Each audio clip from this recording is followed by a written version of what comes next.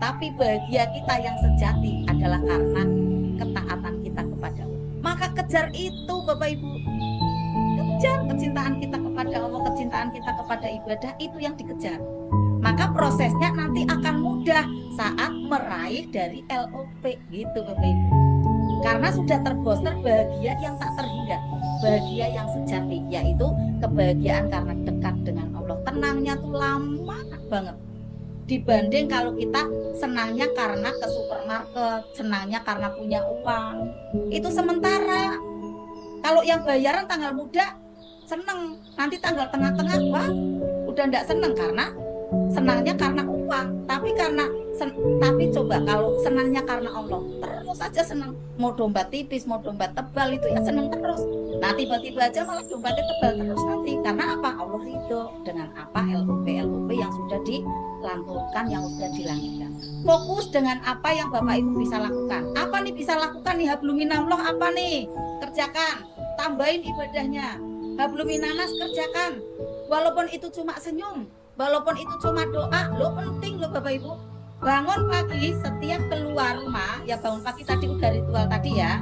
Nah kemudian keluar rumah, temuin siapa orang yang ada di jalan, doakan.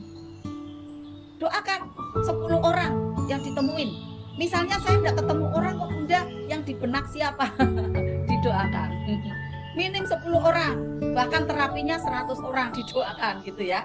Nah nanti kalau udah kebiasaan ketemu orang, ya Allah muliakan dia, bahagiakan dia, ya Allah tinggikan derajatnya, ya Allah muliakan beliau, harus didoakan seperti itu. Masya Allah. Tidak ada yang namanya kebencian, Bapak Ibu bersih terus hatinya nih, Masya Allah ya. Nah ini kita harus latih seperti itu. Bantu orang sebanyak mungkin, fokus pada prosesnya seperti itu. Dan nanti proses tidak akan mengkhianati hasil Bapak Ibu. Nah pada waktu kita sudah tahu goalnya, kita tanam aja di kuantungnya. Kemudian proses itu kita nikmati. Nanti kejadiannya adalah Allah yang atur. Insya Allah nanti bismillah akan mewujud seperti apa yang kita LOP-kan.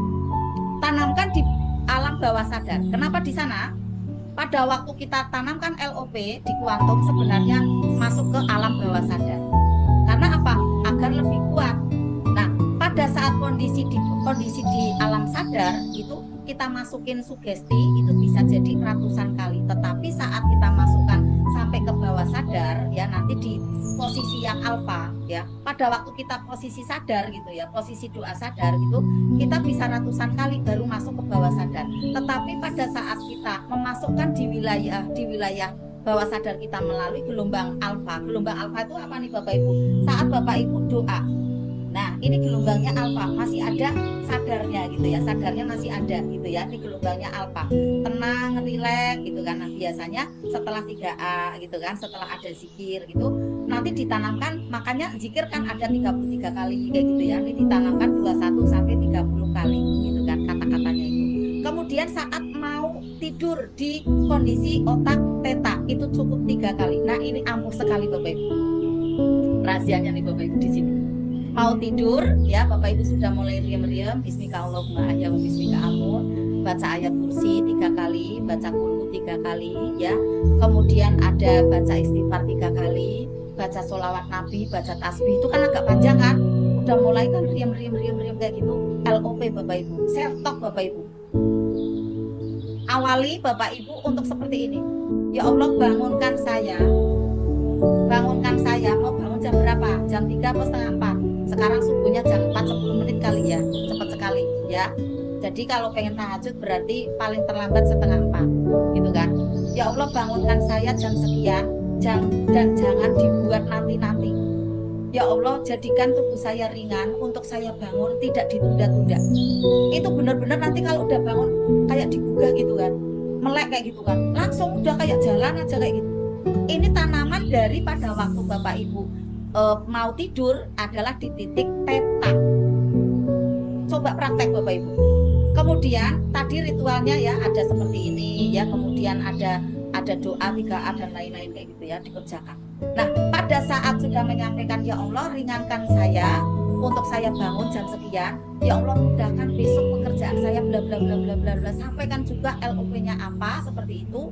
Kemudian Bapak Ibu bayangkan toko nyala, laris. Ini kan Bapak Ibu belum self talk yang secara utuh ya, nanti saya ajarkan. Tetapi ini nanti dipraktekkan bisa di tengah-tengahnya Bapak Ibu pada waktu mau tidur.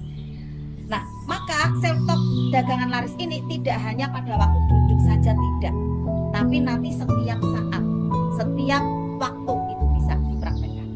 Keren sekali Bapak Ibu. Makanya nanti dagangannya tuh banyak. Mau jualan buku, jualan sembako, jualan apa, duit doli. Karena dari proyeksi-proyeksi yang terus-menerus kayak gitu Bapak Ibu. Nah, mudah apa enggak capek? Bapak Ibu seperti ini ya. Kalau kita mau pakai logika, pekerjaan segitu banyak ditangani sendiri ya enggak bisa Bapak Ibu. Bapak Ibu harus pakai ilmu sedekah. Guru saya yang Pak Tubagus Alinindrawan menyampaikan seperti ini.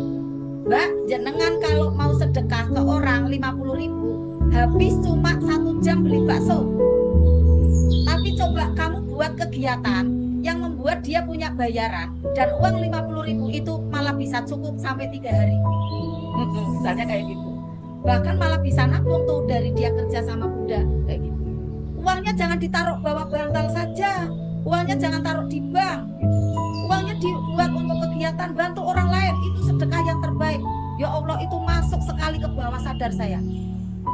Akhirnya mulai saat itu, Mas, aku pengen punya karyawan banyak, saya pengen sedekah, saya pengen tidak hanya memberi ikan, tapi saya pengen beri kail, gitu kan. Saya nanti ajak mereka baca Al-Quran bareng, saya ajak mereka untuk makan bareng, saya ajak mereka semuanya untuk bareng-bareng bersama kita satu keluarga.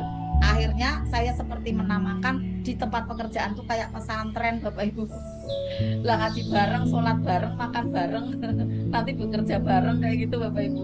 Nanti kalau pas ada 1 tahun sekali piknik bareng, kemudian nanti ada halal bihalal kayak gitu Bapak Ibu. Jadi kayak di pesantren kayak gitu. Itu karena dari dorongan-dorongan Bapak Ibu. Ya barangkali ini juga Bapak Ibu terinspirasi ya, insya Allah mudah-mudahan. Nah, Bapak Ibu pada waktu malam harinya tadi sudah ditanamkan seperti itu.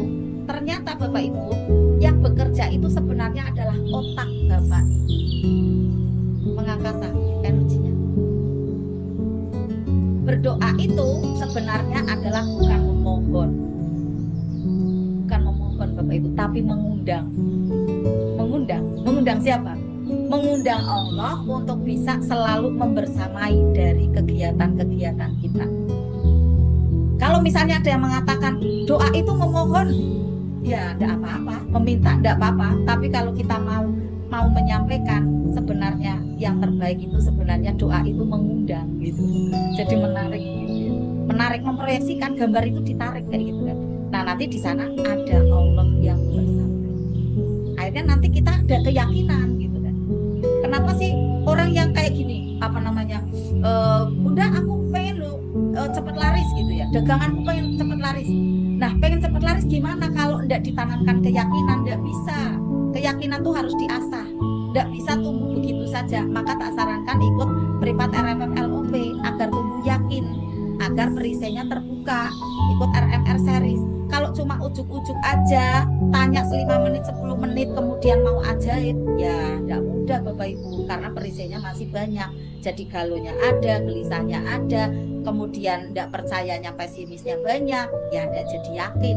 Padahal LOP faktor terpenting adalah yakin. Akhirnya nanti melesat energinya, gitu Bapak Ibu ya.